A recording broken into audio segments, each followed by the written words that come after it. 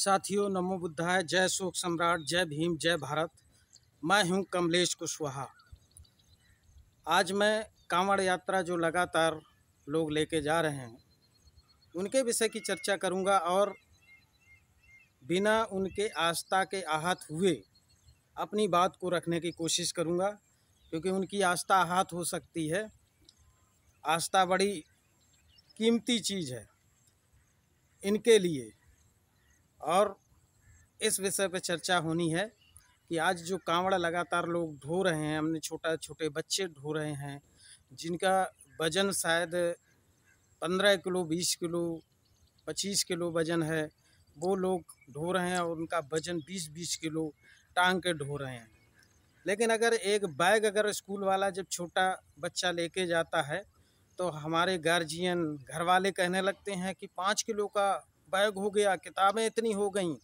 लेकिन कांवड़ जो ढो रहे हैं आज, तो उनका वजन 20-20 किलो छोटे छोटे बच्चे ढो रहे हैं, वो मैं देख रहा हूँ।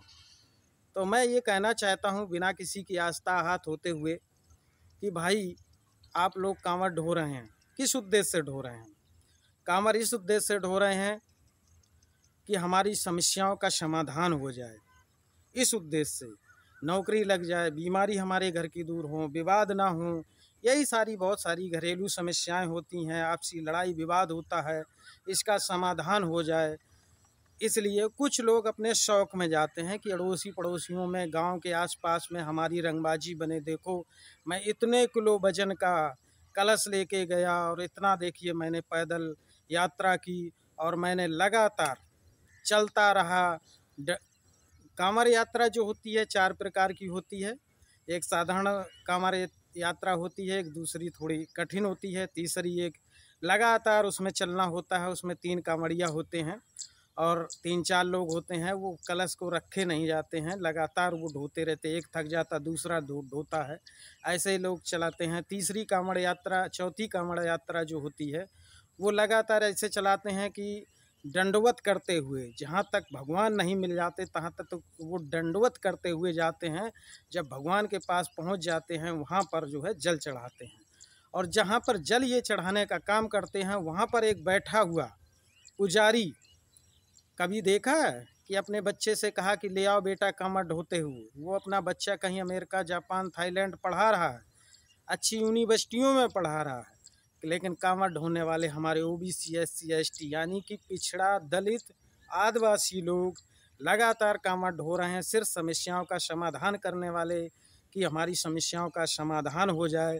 क्या अभी तक हमारे पुरखों ने भी ढोई, हमने भी ढोई, समस्या का समाधान हुआ?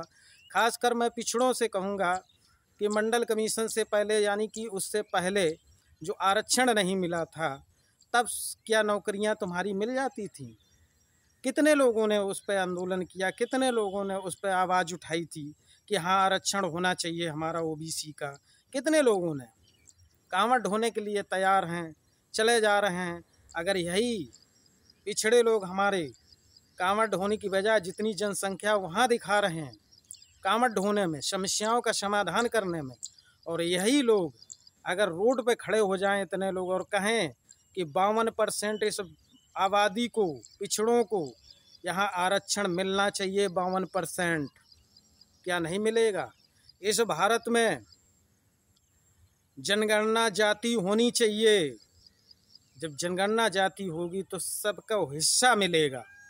तो ये लड़ाई लड़नी चाहिए। लेकिन कांवड़ ढो करके, आस्था बना करके लोगों को जो और लोग हैं समर्थन करने वाले, कोई पानी पिला रहा है, बहुत सारे चालाक लोग, समर्थन लोग, फूल बरसाए जा रहे हैं, पानी पिलाने के साथ लड्डू खिला रहे हैं, उनको प्रोत्साहन दे रहे हैं, यानी कि ढोए रहो बेटा, लगे रहो इसी में, और अपने बच्चों को विदेश पढ़ा रहे हैं। और वो हम सेवा कर दिखा रहे हैं कि हाँ, हम सेवा दिखा रहे हैं, सेवा कर रहे हैं कांवरियों को। तो जागने की ज़रूरत उनको है जो कांवड़ लेके जा रहे हैं, ना कि वो जो सेवा कर रहे हैं। सेवा करने वाला अपना सिर्फ फ़ायदा ले रहा है तुमसे। इसलिए उन सेवा वालों से ये ना सोचिए कि देखो वहाँ हमें फूल बरसाए गए, हेलीकॉप्टर से फूल बरसाए गए, हमें खाना खिलाया गया, फ्री में खाना खाया। कब तक फ्री में ऐसे कांवड़ ढोते रहोगे, फ्री में खाना खाते रहोगे? अपनी समस्या का समाधान तुम स्वयं करने वालों। और जितनी एनर्जी आप इस कांवड़ ढोने में लगाते हो, इतनी एनर्जी आप एक लक्ष्य में लगा लो, किसी काम करने में लगा दो, तो सारी समस्याओं का तुम समाधान करने की क्षमता तुम में हो जाएगी। ज्ञान अर्जित कर लो तो सारी समस्या का समाधान तुम कर पाओगे, ना कि तुम्हें कांवड़ ढोने से सारी समस्याओं का समाधान होगा। कितने लोगों का कांवड़ ढोने से समस्याओं का समाधान हो गया। मेरे ओबीसी SC ST भाइयों, ये मेरा दर्द है। मैं आस्था के साथ तुम्हारे ठेस नहीं पहुंचा रहा हूं। ये मुझे दर्द है कि आस्था भी तर्कवादी होनी चाहिए, विज्ञानवादी होनी चाहिए, जिससे इस देश को, तुम्हें, हमें, सबको उसका लाभ मिले। इससे क्या लाभ होगा भाई? मैंने देखा एक मेरी बहन लेकर जा रही कांवड़ ढो रही, सिर्फ नौकरी के लिए, कह रही मेरे माँ बाप बीमार रहते उसके लिए। अरे भाई मेरी बहन, कांवड़ ढोने से बीमारी दूर नहीं होगी। आप अच्छे अस्पताल अच्छे डॉक्टर को दिखाइए। नौकरी तुम्हारी ऐसे नहीं लगेगी। जितनी एनर्जी इसमें वेस्ट मेरी बहन कर रही है कांवड़ ढोने में, उतनी आप अपनी पढ़ाई में करो। और आंदोलन करना है तो अपनी हिस्सेदारी के लिए आंदोलन करो, लड़ाई लड़ो, एनर्जी उसमें खर्च करो। जितना रोड पे ऐसे उतर रहे हो मेरे भाई ओबीसी SC ST समाज के लोगों, रोड पे उतर रहे हो आप लोग कांवड़ ढोने में, इतना हकतकार के लिए अगर रोड पे उतर जाओगे तो तुम्हारे ऊपर लाठी बरसेंगी। ये जो आज तुम्हें पानी पिला रहे, फूल बरसा रहे हैं, लड्डू खिला रहे हैं, यही लोग तुम्हारे ऊपर लाठी बरसाएंगे कि मुझे शिक्षक की नौकरी चाहिए, हमने B.Ed कर लिया है, BTC कर लिया है। अगर आंदोलन करने लगोगे, भीड़ इकट्ठा कर लोगे, तुम्हारे ऊपर लाठी, क्योंकि तुम हकतकार की बात कर रहे हो। तुम कामयाब हो गए, नौकरी लग जाएगी, तुम्हारा परिवार अच्छा चलेगा, इसलिए यही लोग तुम्हारे ऊपर लाठी चलवाने का काम करेंगे। लेकिन कांवड़ ढोने में तुम्हें हलवा पेठा बर्फी खिला रहे हैं यही लोग। तुम्हें अगर नौकरी की अधिकार मांगा कि नहीं, अभी जैसे पुलिस की भर्ती निकली, बहुत सारे बच्चों ने पुलिस में फार्म डाला और पेपर लीक हो गया। पेपर लीक हो गया, क्या इसमें सरकार की जिम्मेदारी नहीं है? सरकार की जिम्मेदारी इसमें तुमने आंदोलन किया कि मेरी नौकरी लग जाती। तो कई लाख लोगों ने डाली, बच्चों ने डाली थी, और कई लाख लोगों ने मेहनत की, काफ़ी पैसा आपका खर्च कर दिया, एनर्जी खर्च हो गई।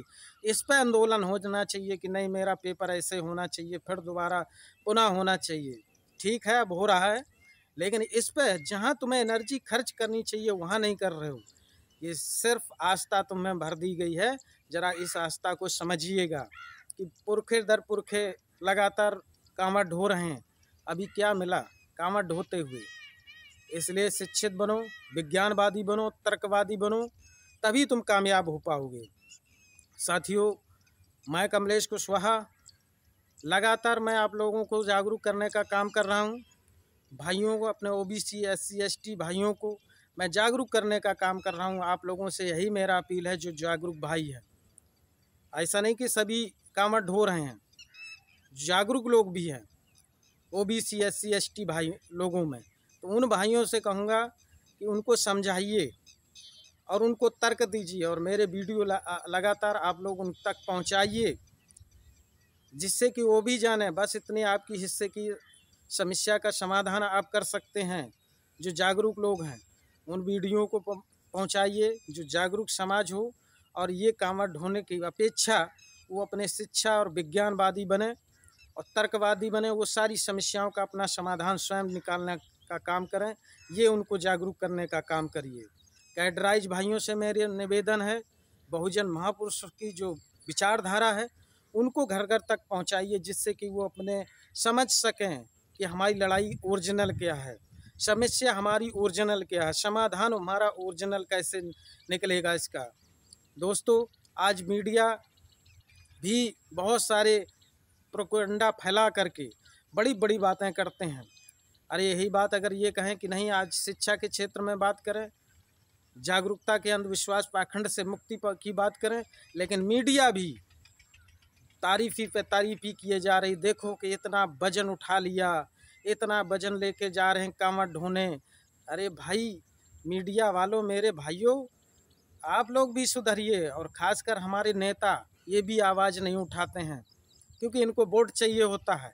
जितनी अधिक संख्या में आप लेकर जाएंगे कांवड़ और जितना आस्था बनाएंगे, उतना ही नेता आपके आस्थावान बनेगा, क्योंकि उसको वोट चाहिए, वो बोल नहीं सकता है। संविधान की बात करते हैं नेता लोग, दिखावा करते हैं, सिर्फ संविधान ऐसे उठा लेते हैं, लेकिन कोई जागरूक अंधविश्वास पाखंड फैलाने में हिस्सेदारी नेताओं की भी है। और उन जागरूक लोगों से भी मैं कहूँगा कि आप लोग जागरूक करिए, आपकी भी हिस्से की लड़ाई है। आप अगर हिस्सेदारी की लड़ाई नहीं लड़ते, लोगों को जागरूक नहीं करते हैं, बिना लड़े हुए, बिना किसी की आस्था को ठेस पहुंचाए हुए, आप लोग भी जागरूक करिए समाज को। और ये मेरी जिम्मेदारी है। तभी बहुजन महापुरुषों ने जो हमें दिया आज हक अधिकार जीने का, ये तुम्हें ऐसे ही नहीं मिल गया, उनका बलिदान रहा। चाहे बाबा साहब अम्बेडकर हों, पेरियार साहब हों, ज्योतिबा फूले हों। गुलामगिरी पुस्तक पढ़िए ज्योतिबा फूले को, पेरियार साहब की सच्ची रामायण जरूर पढ़िए, इनको पढ़ाइए, जागरूक करिए भाइयों। दर्द है ये, लगातार हम लोग अंधविश्वास पाखंड में फंसते चले जा रहे हैं, और फांसने वाले लगातार देखते हैं फांस करके कि कितने लोग अभी बेवकूफ़ हैं, कितने लोग अभी अंधविश्वास पाखंड में फंसे पड़े हैं। ये देखने वाले चालाक लोग देखते हैं। और ये मेरे भाई जो हैं कांवड़ ढोते हैं, तो ये पता आसपास हमारे सब भाई हैं, बहनें हैं, हमारे जो ओबीसी SC ST बहुजन हमारे हैं।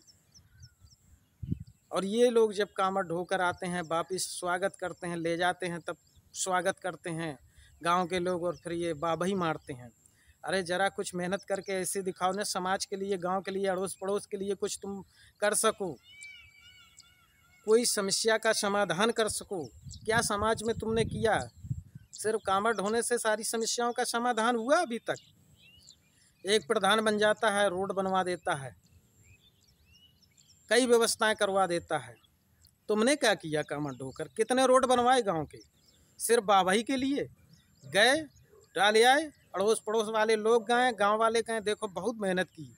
तो इसलिए उन लोगों से भी मेरा कहना है कि जो बहुत मेहनत वाली तारीफ ही करते हैं, बच्चों को पढ़ाइए, शिक्षित करिए, जागरूक करिए, तर्कवादी बनाइए, और अंधविश्वास पाखंड से मुक्ति पाइए। इसी के साथ सभी साथियों को मैं फिर नए वीडियो में आऊँगा, और फिर लगातार आप लोगों को जागरूक करने की कोशिश करूंगा। तो आप लोगों से मैं यही अपील करूंगा, जागरूक भाइयों से, कि मेरे चैनल को सब्सक्राइब करें, और ज़्यादा से ज़्यादा अपने हिस्से की लड़ाई के लिए मेरे वीडियो को भेजने का काम करें, अधिक से अधिक लोगों तक पहुंचाने का काम करें।